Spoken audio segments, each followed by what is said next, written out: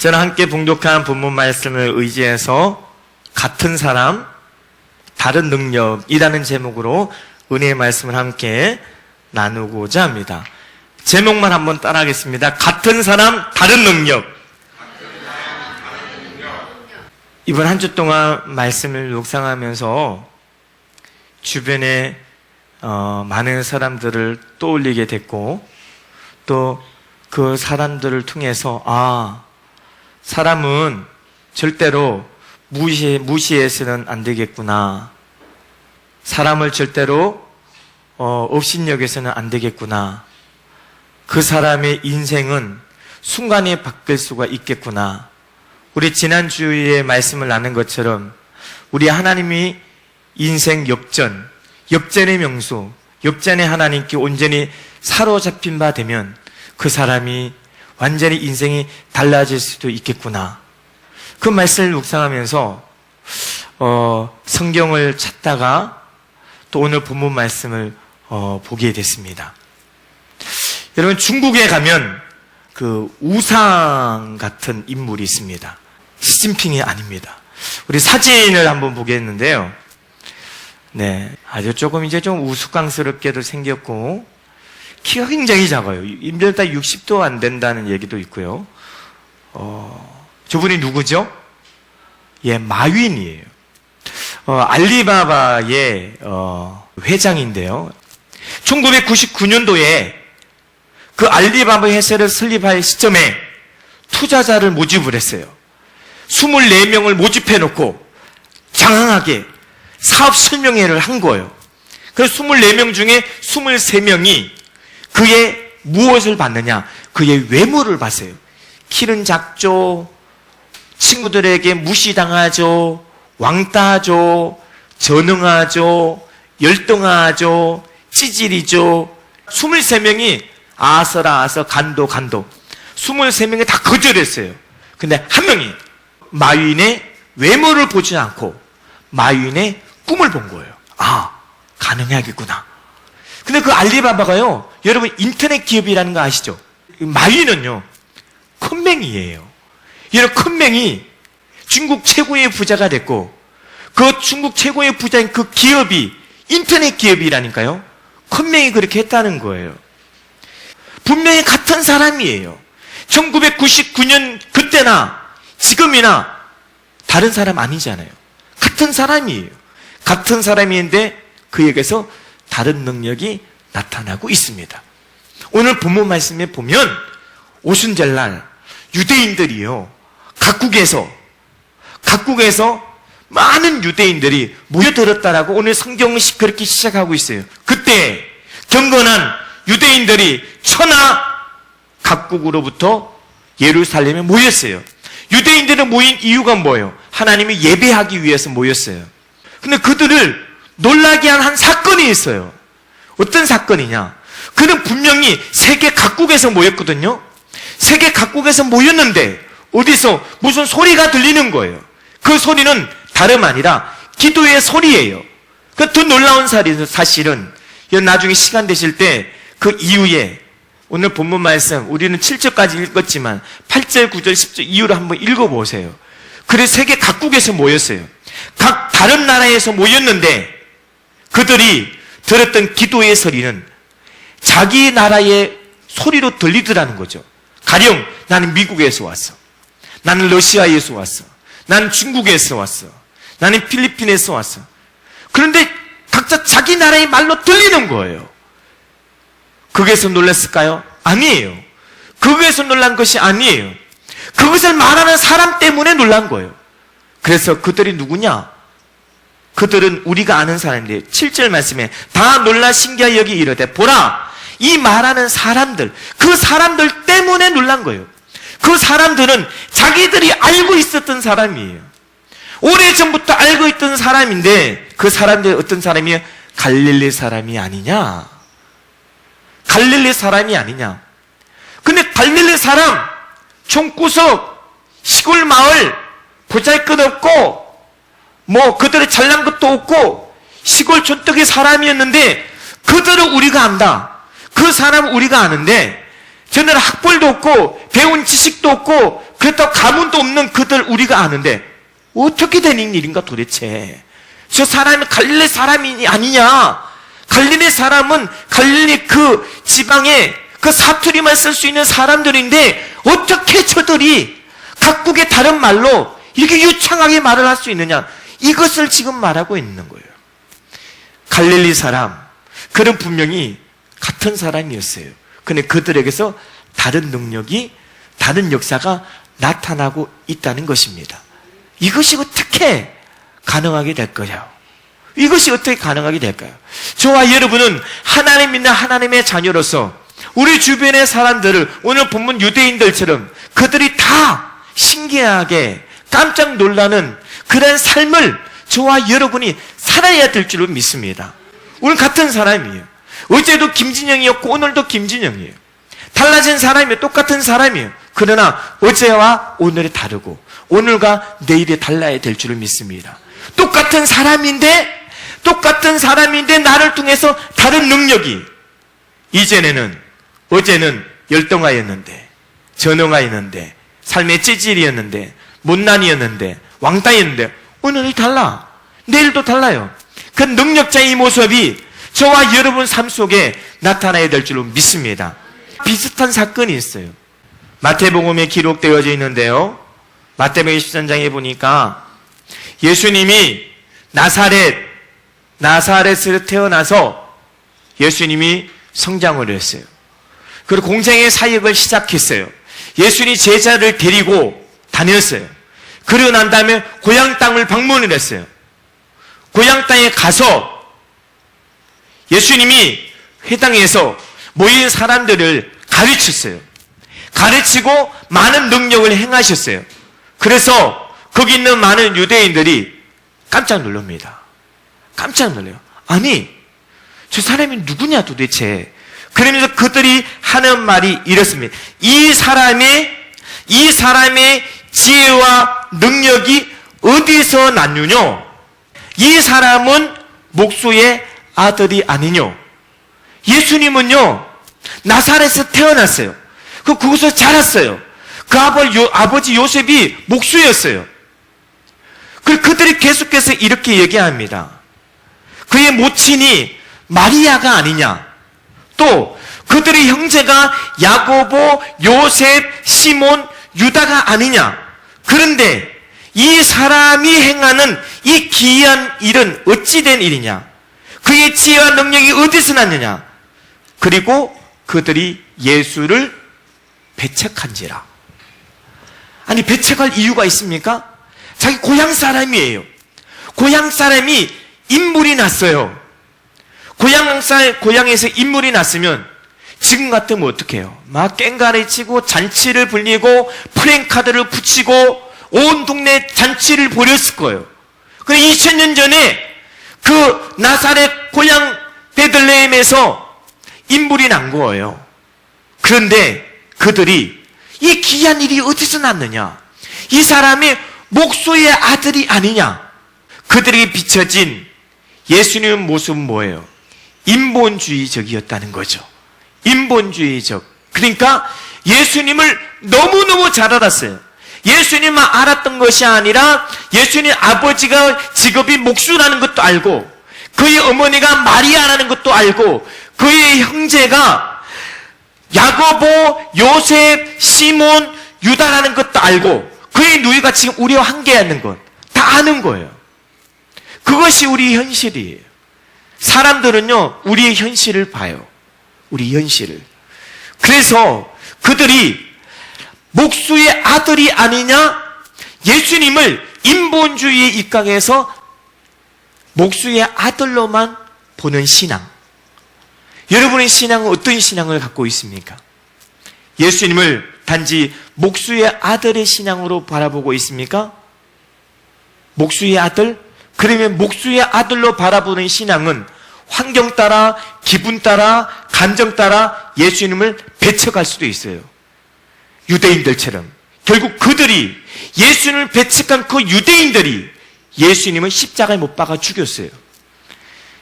그렇게 예수님 목수의 아들로 알았던 그 예수님 12 제자들마저 예수님을 배신했어요. 왜? 인본주의 사상, 인본주의 관점에서 예수님을 목수의 아들로 믿는 신앙 때문이었어요. 그래서 배척했어요. 그래서 성경에 예수님이 그들을 예수님을 배척한지라 그들이 믿지 않으므로 고향 땅에서 많은 기적을 행하지 아니하였더라. 믿지 않으면 기적이 나타나지 않습니다. 우리가 예수님을 단지 목수의 아들이 아니라 하나님의 아들로 믿는 그 믿음이 있어야 될 줄을 믿습니다. 하나님의 아들로 믿는 그 믿음이 있을 때 그 믿음을 통해서 하나님의 역사가 나타나게 될 줄로 믿습니다. 할렐루야. 분명 예수님은 목수의 아들이 맞아요. 목수의 아들이 맞습니다. 그러나 목수의 아들이지만 우리 예수님은 하나님의 아들이에요. 그런데 유대인이 그것을 인정하지 않아요. 말도 안 되는 거예요, 유대인은. 유대인들의 신앙이 뭔지 아세요? 유대인들 예수님을 안 믿는 거 아시죠? 유대인들의 종교는 예수님을 안 믿어요. 예수님이 안 믿고요. 예수님이 하나님의 아들이다. 내가 하나님과 동등된 분이다. 또 다른 하나님이다. 그래서 예수님을 그들이 예수님 그래서 십자가에 못 박은 거예요.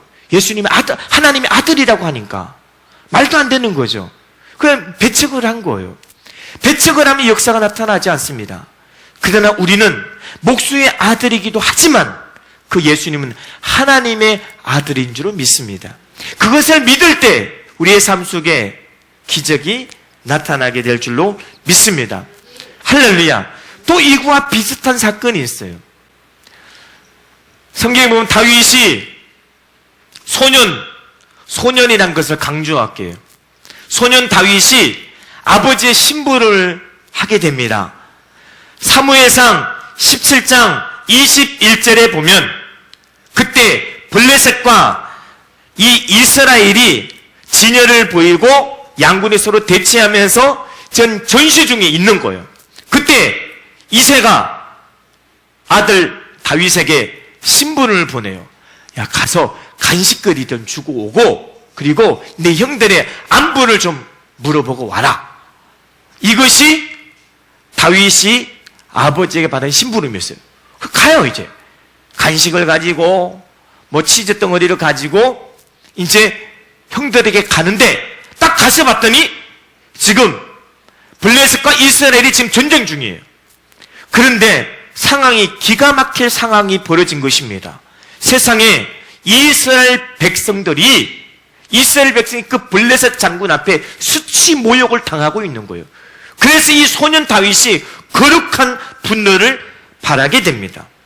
그래서 그가 이렇게 이야기합니다. 사무엘상 17장 26절에 다윗이 곁에 서 있는 사람들에 말하여 이르되 이 블레셋 사람을 죽여 이스라엘 치욕을 제거하는 사람에게는 어떠한 대우를 하겠느냐. 이 할례 받지 않는 블레셋 사람이 감히 누구예요? 감이란 단어는 없어요. 제가 감이를 집어넣은 거예요. 감히 누구이기에 살아계시는 하나님의 군대를 모욕하느냐. 다윗이 왜 분노한지 아세요? 왜 다윗이 화가 머리끝까지 치밀어 왜 분노한지 아세요? 이거예요. 살아계신 하나님의 군대를 모욕했다는 거예요. 감히 할례 받지 않은 이방인 주제에 어떻게 하나님의 살아계신 하나님의 군대를 모욕하고 치욕을 줄 수 있냐 이거죠. 그런데 이스라엘 사람은 그 누구도 분노하지 않았어요. 그런 겁장이었어요. 비겁한 사람이었어요. 오직 한 사람 다윗, 소년 다윗이 거기서 거룩한 분을 바랍니다. 그리고 이 치욕을 내가 벗어내겠다 내가. 그래서 내가 전쟁터 나가겠다. 근데 그 소리를 누가 들은지 아십니까? 그 형이 들어요. 그 소리를. 엘리압이 듣습니다. 엘리압이 이새의 8명의 자녀 중에 큰아들이에요. 큰형. 그래서 사무엘상 17장 28절에 큰형 엘리압이 다윗이 사람들에게 하는 말을 들은지라 그가 다윗에게 노를 바라여 이르되 네가 어찌하여 이리로 내려왔느냐. 잘 보세요. 들에 있는 양들은 누구에게 맡겼느냐. 들에 있는 양들은 누구에게 맡겼느냐. 한번 따라하게. 들에 있는 양들을 누구에게 맡겼느냐. 할렐루야. 나는 내 교만과 내 마음의 완악함을 아노니 네가 전쟁을 구경하러 왔노라. 전쟁을 구경하러. 다윗은요, 구경꾼으로 온 것이 아니에요. 다윗은 절대로 그 전쟁터에 구경꾼으로 온 것이 아닌데, 그 형 엘리압이 네 양들은 누구에게 맡겼느냐? 그 엘리압, 그 형에게 비춰진 그 막내 동생 다윗은 뭐예요? 그냥 아버지의 양만 치는 한낱 시골 촌덕이 목동에 불과했어요. 이것이 다윗이에요. 다윗. 그런데 그 다윗에게, 똑같은 사람 다윗에게 다른 능력이 나타나게 됩니다. 할렐루야. 이런 다윗이 갑자기 헐크가 됐나요? 어벤져스처럼. 어벤져스에 누구 헐크 나오잖아요. 헐크가 갑자기 화가 나면은요, 녹색 인간이 돼가지고, 보통 사람이 이딴만하게 돼가지고 그러잖아요. 다윗이 그렇게 됐나요? 그렇게 변신을 했어요? 다윗은 똑같은 사람이에요. 똑같은 소년이고요. 똑같이 알이 닦고, 꽂고, 붉고, 똑같은 소년 다윗이에요. 그런데 똑같은 다윗에게 다른 능력이 나타나게 되는 것입니다. 사람들의 눈에는 다윗이 보잘것없이 보였어요. 다윗이 전응아처럼, 다윗은 따였거든요. 다윗은 왕따였어요. 왕따처럼 보였어요. 시골 촌떡이에 아버지 양떼만 치는, 그래서 그 형들이 들에 있는 양을 누구에게 맡겼느냐? 너는 양치기에 불과한데, 양치기에 불과한 너 같은 존재가 전쟁을 구경하러 여기까지 왔느냐? 지금 그렇게 말하고 있어요. 그런데 그 소년 다윗에게 다른 능력이 나타난 것입니다. 결코 그는 구경꾼으로 온 것이 아니었어요. 그는 영적인 하나님의 전사로 나타난 것입니다. 그 블레셋, 이스라엘 사람들이 두려워서 들들 떨고 있는 그 직장 블레셋 골리앗 장군을 단번에 쓰러뜨려 있는 하나님의 전사로 온 것이에요. 같은 사람인데, 키도 작고 연약하고 소년에 불과한 같은 사람인데 어떻게 그에게 다른 능력이 나타날 수 있었겠습니까? 할렐루야. 저는 이 사건을 보면서 영적인 교훈을 얻고, 저와 여러분이 지금 이 세상의 삶 속에서 능력자로 살아가시기를 주의 손에 간절히 축원합니다. 그러면 비결이 뭘까요? 비결이 예수님이 분명히 그 나사렛에서 무슨 선한 것이 날 수 있겠냐? 목수의 아들이 아니냐? 목수의 아들인데. 그리고 예수님의 제자들이, 오늘 본문에 나오는 예수님의 제자들이 갈릴리 사람이 아니냐? 가방끈도 짧고 배움 지식도 없는, 초등교육도 없는 그들인데, 다윗 소년에 불과한 그들인데 어떻게 같은 사람, 부족하고 찌질이 전능하, 그래 형편에는 보잘것 그 사람, 같은 사람에게 어떻게 다른 능력이 어떻게 일어날 수 있습니까? 바로 기도예요. 기도. 할렐루야. 오늘 본문 말씀 그 전에 보면 그들은 무엇을 한지 아세요? 기도를 했다는 거예요. 기도. 하나님의 사람이 기도해야 돼요. 기도하면 역사가 나타날 줄을 믿습니다. 기도하면 어떤 역사가 나타나느냐? 우리 예수님께서 말씀하셨어요. 예루살렘은 떠나지 말고 약속하신 무엇을 기다리라? 성령을 기다리라. 예루살렘 떠나지 말고 약속한 성령을 기다리라. 그래서 그들이 그 성령을 기다렸어요. 기다리면서 사도행전 2장부터 그들이 기도한 거예요. 무엇을 받기 위해서? 약속한 성령을 받기 위해서 기도한 거예요. 기도했더니 그들에게 무엇이 임했어요? 사도행전 2장 1절부터 읽어보세요. 무엇이 임했냐? 그들에게 성령이 임한 거예요. 할렐루야. 성령이 임하면 능력이 나타나게 될 줄로 믿습니다. 그래서 서가랴서 6장 4절에도 이는 힘으로 되지 아니하며 능으로 되지 아니하며 오직 나의 신으로 되느니라. 나의 신이 뭐예요? 성령이에요. 그래서 시편 51편 11절에 다윗이 주여 나에게서 성령을 거두지 말아 주십시오. 다윗은 알았어요. 자기의 성령이 있다는 것을 알았어요. 자신의 성령이 임재했다는 것을 알았고요.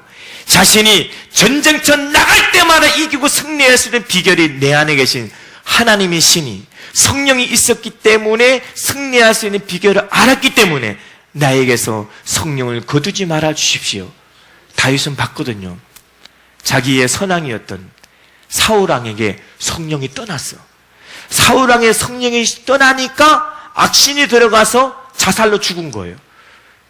그래서 하나님의 성령이 내게 있어야겠구나. 그래서 기도한 거예요. 내게 성령을 거두지 말아달라고.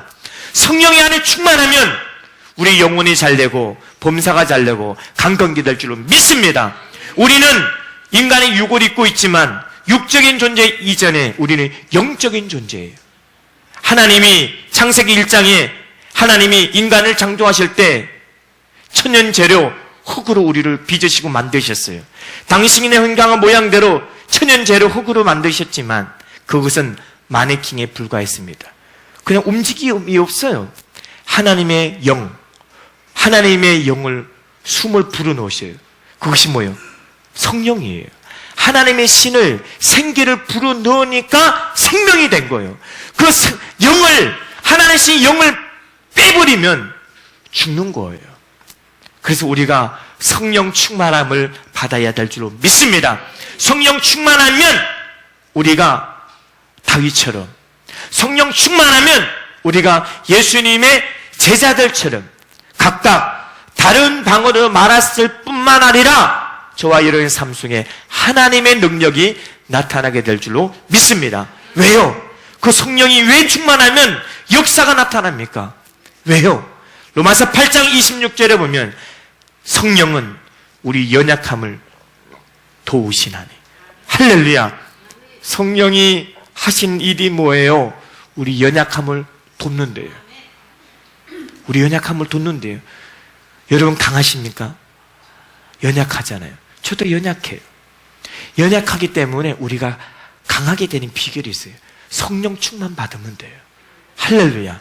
성령 충만 받으면, 우리가 안에 성령이 충만하면 내 안에 있는 염려, 근심, 걱정이 사라지게 되고 질병, 병마가 떠나가게 되고 육신의 나약한 병약함이 떠나가게 되고, 할렐루야. 그 성령이 우리 연약함을 도우시고 그 성령이 우리의 모든 질병을 고치시며 성령이 우리 안에 충만하면 우리의 불안과 염려와 근심, 걱정이 다 사라지게 될 줄로 믿습니다.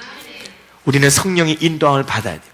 사도 바울이 성령의 인도함을 받고 나아갈 때요, 하나님의 역사가 나타나지 않습니까? 사도 바울이 성령의 인도함을 받고 나가면 역사가 나타나요. 여러분의 가정도, 여러분의 직장도, 여러분의 사업장도, 여러분의 생업의 현장이 하나님의 성령이 이끄시고 함께 하셔서 기적의 역사가 나타나게 될 줄로 믿습니다. 비록 우리는 세상 사람들이 보기에는 나를 아는 너무나 잘 아는 사람이 있잖아요. 이 예수님의 제자들을 잘 아는 그 유대인들 너무 잘 알았어요. 갈릴리 사람이란 너무너무 잘 알았어요. 예수님께서 30세 태어나서 30년 동안 그 고향 나사렛에 살아가면서 다 알았어요. 그 동네 사람들이. 성실한 청년, 성실한 예수, 또 부모에게 효도하고 말 잡듣고 착하고 부지런하고 성실한 예수. 그 예수를 그래서 칭찬하고요, 예수를 존경했어요. 그는 인본주의 사상으로 바라본 예수는요, 칭찬을 말하고 존경할 만해요. 그는 목수의 아들 예수예요. 그들이 아는 거 그게 전부예요. 근데 그가 어느 날 갑자기 어디 갔다 오더니 막 제자를 거느리고 와서 막 능력을 행하는 거예요. 그들이 그것을 안 믿어. 배척을 해. 배척을 해요. 그러나 믿을 때 능력이 나타나요. 우리가, 저와 여러분이 나를 누가 잘 알고 있습니까? 일단 내 부모가 나를 너무너무 잘 알아요. 내 남편이 잘 알고요, 내 부인이 잘 알고요, 내 자식이 나를 너무너무 잘 알아요. 그 친구도 잘 알아요. 내 이웃이 나를 잘 알아요. 잘 안다니까요. 나를 잘 아는 사람이 있어요. 그러나 이제 그 사람들에게 이제 보여줘야 돼. 할렐루야. 보여줘야 되지 않겠습니까? 봐, 나 똑같은 사람이야. 똑같은 하나님이지만 내게 능력자가 있다는 것을, 성령이 내 안에 계셔서 내가 똑같은 사람이지만 내게 능력이 나타난다는 것을, 승리만 있다는 것을, 형통만 있다는 것을, 건강이 있다는 것을, 나를 또 하나님의 역사가 있다는 것을 이제는 보여줘야 되지 않겠습니까? 할렐루야. 오늘 시간에 그 믿음으로 우리 주님 앞에 기도했으면 좋겠습니다. 우리 예수님이 기도하라 그랬어요. 항상 기도하고, 자주 기도하고, 밤낮 기도하고, 쉬지 말고 기도하고, 골로새서 4장 2절에 계속해서 기도하라고 말씀하고 있어요. 주님, 기도할 때 뭐예요? 하나님, 부족하고 보잘것없는 나뭇가지와 같은 나지만, 나뭇가지 오늘은 안 꺼내려고 했는데 오늘 또 나오네, 얘가. 나뭇가지. 요한복음 15장에 나오는 우리 아버지는 농부요, 우리 예수님 참포도나무요, 너희는 가지다. 가지가 떨어져 있으면 열매를 맺지 못한다. 우리는 가지와 같은, 정말로 세상 사람들이 알고 있는 나라는 존재는 때로는 왕따고, 때로는 찌질이고, 때로는 전능하고, 때로는 열등하지만 내가 주님께 붙어 있으면, 주님 내게 성령 주시면, 주님의 성령이 내 안에 거하시면 내가 능력자가 될 줄 믿습니다. 주님, 오늘 이 시간에 성령 충만함을 허락하여 주시고, 성령의 능력을 허락하여 주시고, 어제와 다른 오늘, 또 오늘과 다른 내일 능력의 삶을 우리가 펼쳐나가는 주도적인 삶, 주역이 되는 그런 믿음의 주인공이 되게 하여 주옵소서. 우리는 그렇게 기도해야 될 줄로 믿습니다. 기도하겠습니다.